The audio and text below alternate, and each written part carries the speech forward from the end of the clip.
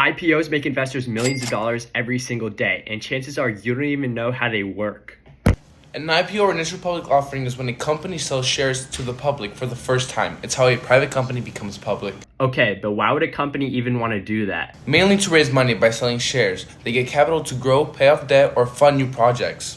Going public also increases credibility. Investors and customers often see public companies as more stable. How does this process even work? First, the company hires investment banks to underwrite the IPO. They help set the initial share price and handle the regulatory paperwork. So, the bank sets the price, but who actually buys the shares? Initially, big institutional investors like mutual funds and hedge funds get most of the shares. Retail investors can buy into, but often after the first day.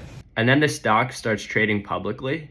Exactly. Once it hits the market, anyone can buy or sell it. That's when the price can spike if there's a lot of demand or a job of people sell it off quickly.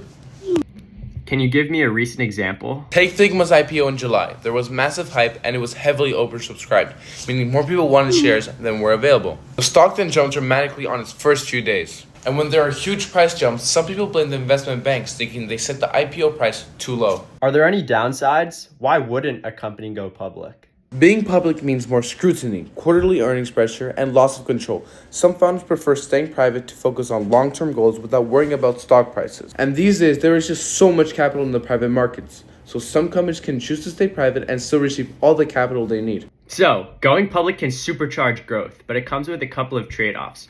More transparency, more pressure, and sometimes less flexibility. Exactly. It's a big step and not every company needs it. But for the ones that do, an IPO is a game changer. Yo, comment IPO if you want us to dive into some of the wildest IPOs of all time.